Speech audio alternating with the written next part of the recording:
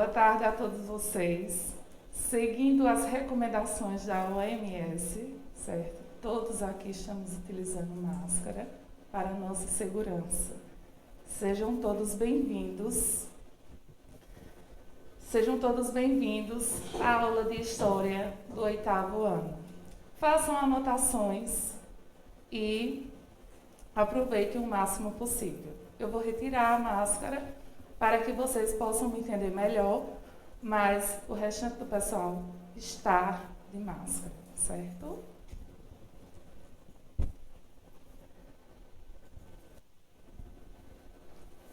Lembrando que estamos a uma distância segura um do outro, ok? O nosso tema de hoje é sobre as revoluções.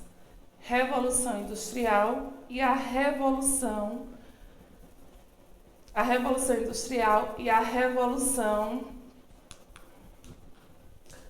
Inglesa no século XVII. Vamos lá. Para a gente poder entender, esse processo de revoluções, a gente temos que entender o seguinte, que o processo da Revolução Inglesa, ela se dá com um processo de transição de um modelo político-monárquico, que antes era absolutista e agora vai passar para ser um modelo monárquico parlamentarista. Mais para frente vocês vão entender o que é o modelo monárquico parlamentarista, ok?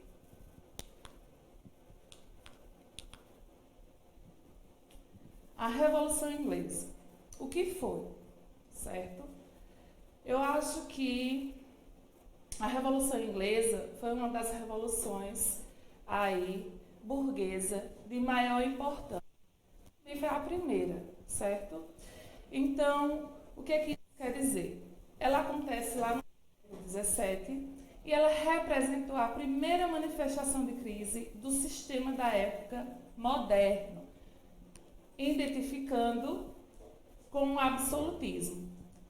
Eu acho que na aula anterior, vocês se recordam que o professor de História falou para vocês que a Europa tinha um modelo monárquico absolutista e é dentro desse cenário monárquico absolutista que a gente vai entrar agora para poder entender a Revolução Inglesa, tá? Como era o poder monárquico no século XVII? O poder monárquico era severamente limitado. O poder monárquico cedeu a maior parte ao parlamento e instaurou-se o regime parlamentarista, que permanece até hoje. O processo que começou com a Revolução Puritana de 1640 e termina com a Revolução Gloriosa de 1688. É por conta disso que a gente fala revoluções, ok? Porque foram duas revoluções, a Revolução Puritana e a Revolução Gloriosa. Vamos comigo para que vocês possam entender como se processa.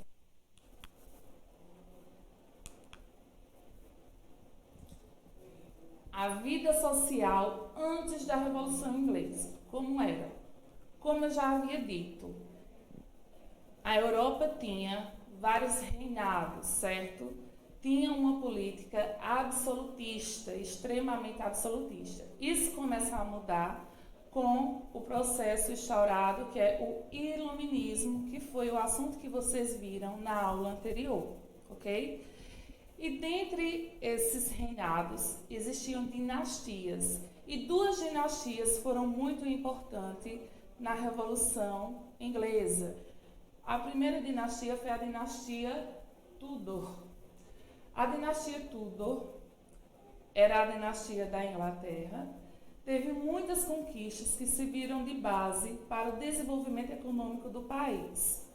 Os governos de Henrique VIII e sua filha Elizabeth I trouxeram a unificação, o afastamento a unificação do país, o afastamento do Papa, o confisco de bens da Igreja Católica, certo?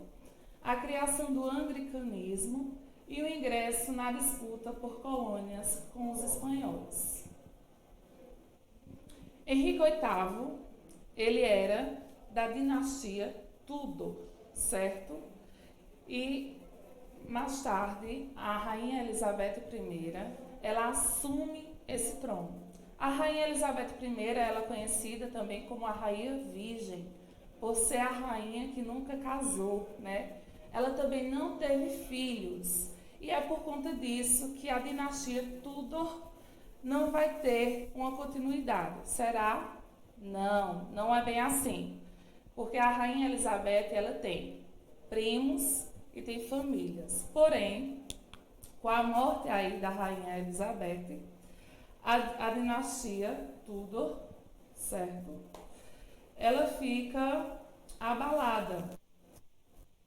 E essa dinastia, ela se encerra e a dinastia Stuart, em 1603, que com a morte de Elizabeth I, né, deixa de existir a dinastia Tudor, para agora começar a dinastia Stuart. Por quê? Seu primo Jaime I, ele assumirá a partir deste momento, certo? O Império da Inglaterra. Ele vai assumir e governar a Inglaterra nos próximos anos. Então, Jaime, ele governa de 1603 a 1625, junto com Carlos I também, de 1625 a 1649, certo? Então, no início do século XVIII, a Inglaterra passou a ser governada pela dinastia Stuart, que teve 4 representantes no período onde todos defensores do modelo absolutista eles eram, ou seja, eles queriam concentrar o poder, ou seja, centralizar o poder, certo? Em contraposição aos interesses da burguesia inglesa, que foram principalmente Jaime I e Carlos I, ok? Aqui no slide vocês podem observar a Rainha Elizabeth I, certo? Que morre e com a morte dela temos o fim da dinastia Tudor, tá? E o início da dinastia Stuart. Com o início da dinastia Stuart, vocês acham que vai mudar alguma coisa, a forma de governo. Mas, em 1603, quando Jaime Stuart, né, entra no governo, ele começa a governar também de forma absolutista, ou seja, onde o poder está concentrado nas mãos do rei. E vai desencadeando aí uma série de crises entre a coroa e o parlamento. Por quê? O rei, ele está governando sozinho. O parlamento não tem voz e nem vez. E com isso, né, fica mais fácil ter um governo cada vez mais absolutista. Carlos I, em 1640, quando ele assume aí o trono e começa a governar a Inglaterra, ele convoca novamente esse parlamento, que fez oposição ao monarca e exigiu a restrição ao poder real. Mas por que ele irá convocar o parlamento agora? Se ele, né, e Jaime I, ambos eram absolutistas e queriam concentrar o poder em suas mãos. Naquela época, a Inglaterra vivia uma crise financeira muito grande. Então, quando Carlos I assumiu, né, ele fez o seguinte, ele procurou apoio do parlamento. Só que o parlamento já estava saturado com o governo aí de Jaime I e não o apoiou, porque ambos como se diz, né, popularmente, eles eram farinha do mesmo saco. Em 1642, os parlamentares, apoiados por puritanos e presbiterianos, combateram Carlos I, que era apoiado por católicos e anglicanos, que teve início aí a Guerra Civil, conhecida como a Revolução Puritana, certo? Então, se inicia a primeira revolução na Inglaterra, a Revolução Puritana. A Revolução Puritana, ela é liderada por um importante personagem aí nesse contexto, que é Oliver Cromwell. Oliver, ele vai liderar o exército, certo? E ele vai ter apoio também do parlamento. Então, com esse apoio e com o exército do parlamento, vai, né, lidar. Oliver, ele vence o rei Carlos I e ele, em 1649, né, quando Carlos I ele é retirado, ele foge para a Holanda. Só que os holandeses, eles devolvem Carlos I para a Inglaterra.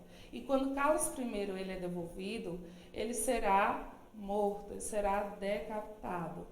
E Oliver Cromwell, enfim, aí assume e fundou, né, a República Puritana. Então a Inglaterra começa a viver em 1649 a República.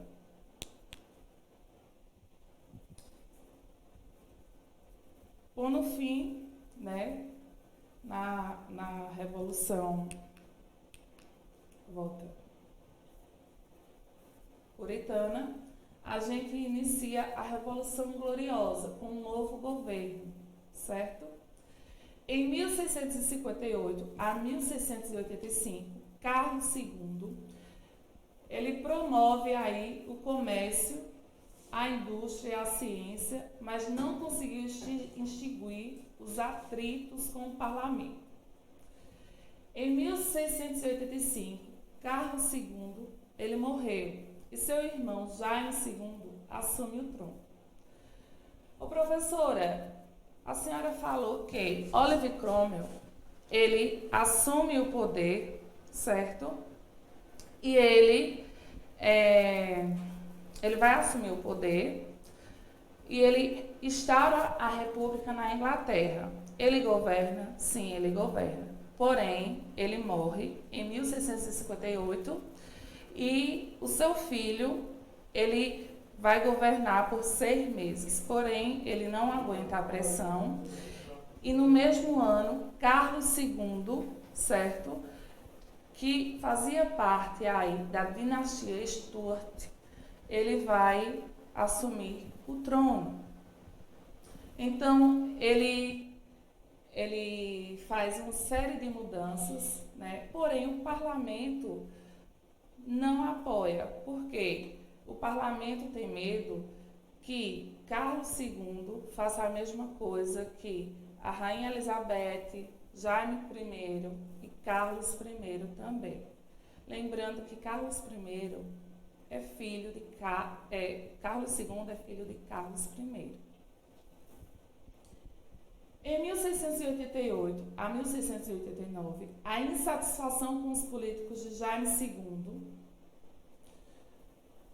que beneficiavam os católicos, o parlamento depois, o monarca, estabeleceu um acordo com seu genro, Guilherme de Orange.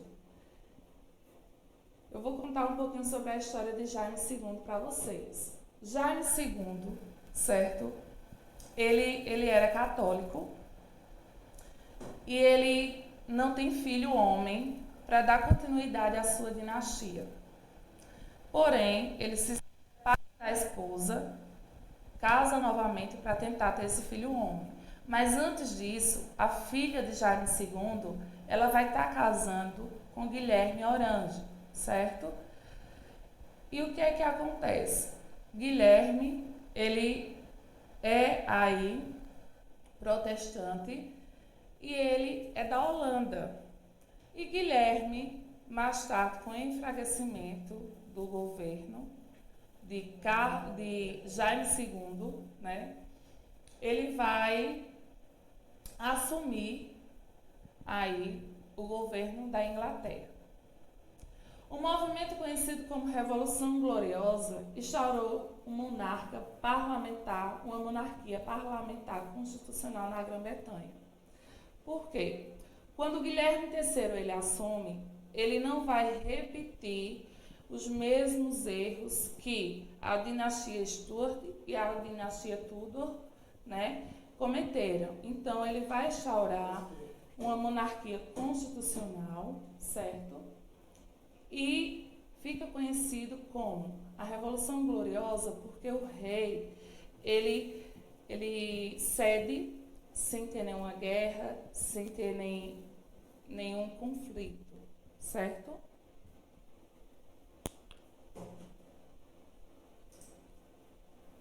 Vocês podem ver aí uma imagem, certo? Da época da Revolução Gloriosa.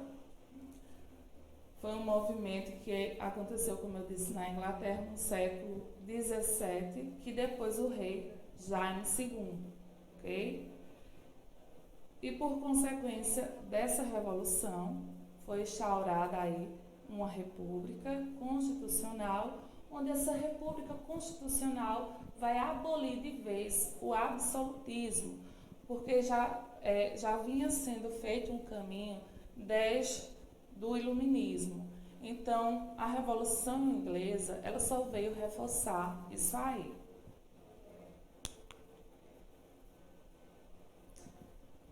A Revolução Industrial. O que é que a Revolução Industrial tem a ver com a Revolução Inglesa, certo? Durante a Revolução Inglesa, durante o governo de Oliver Cromwell, ele vai assinar, certo, um acordo onde os navios que transportam né, produtos importados para a Inglaterra ou para fora da Inglaterra só utilizam navios da Inglaterra, ou seja, irá ser pago apenas tributos à Inglaterra. Com isso, irá fortalecer a economia da Inglaterra e foi o que de fato aconteceu. Oliver deixou a Inglaterra com a economia melhor e bem mais forte. E isso tudo serviu aí para a gente dar o ponto de vista durante a Revolução Industrial. Durante a Revolução Industrial, se necessitava de dinheiro para investir em pesquisa, para investir na construção de máquinas, certo? Em indústria. E a Inglaterra, ela tinha esse dinheiro, porque durante a Revolução Inglesa, ela obteve esse dinheiro aí. A Revolução Industrial foi uma revolução burguesa. Ela se inicia no século XVIII, certo? Na Inglaterra. A Inglaterra é pioneira da primeira Revolução Industrial. E mudanças aí irão por toda a Europa, no século XVIII e em meados do século XIX. Principalmente na substituição do trabalho artesanal pelo trabalho variado e com o uso das máquinas. Então, o trabalho que antes era feito de forma artesanal, ele vai passar a ser feito de forma manufaturado, certo? Então, com a Revolução Industrial, vai ter uma série de mudanças na sociedade. As pessoas que antes viviam no campo, que tinham como tempo cronológico o dia, a noite, certo? Eles vão passar a ter um tempo nas indústrias, então vão necessitar do uso do relógio. Vai ter que ter a hora ali organizada. A forma de como as pessoas irão se relacionar também vai mudar, porque com a primeira Revolução Industrial se há aí a criação da energia elétrica. Então vai mudar a forma de como as pessoas irão trabalhar também. As pessoas trabalhavam apenas durante o dia, por conta da luz do dia. A partir da primeira Revolução Industrial, elas começam a trabalhar também à noite, porque elas vão ter, né, a energia. As pessoas, elas passam a produzir mais em menos tempo durante a primeira Revolução Industrial. A Revolução Industrial, ela promove uma série de mudanças, políticas principalmente. Então, com a promoção de políticas de desenvolvimento industrial pelos parlamentares burgueses após a Revolução Gloriosa, a intensificação das leis de cercamento no século XVIII, que aumentaram as áreas de produção de lã e expulsaram os camponeses das terras comunais. Sem emprego, os camponeses migraram para as cidades e foram aproveitados como mão de obra nas minas e na produção manufatureira. Então, o processo da Revolução Inglesa culminou aí no início da Revolução Industrial. Por quê? Porque as pessoas que viviam sua grande parte no campo deixou de ter suas terras. Então, obrigatoriamente, essas pessoas passaram aí para as cidades, certo? E passou aí a necessitar de mão de obra nas indústrias, ok? A Revolução Industrial, ela foi iniciada de maneira pioneira na Inglaterra, onde vários artefatos, né, foram inventados durante a primeira Revolução Industrial. A máquina a vapor, né, as ferrovias, entre outros. A Revolução Industrial, ela pode ser dividida em 4 fases. A primeira, a segunda, a terceira e 4.0, que é a revolução, né, segundo os especialistas, que a gente está vivendo hoje, certo? Então, na próxima aula, a gente vai dar continuidade a esse assunto, onde vocês vão entender melhor como a Revolução Industrial ela interfere na nossa vida e em todas as suas fases também.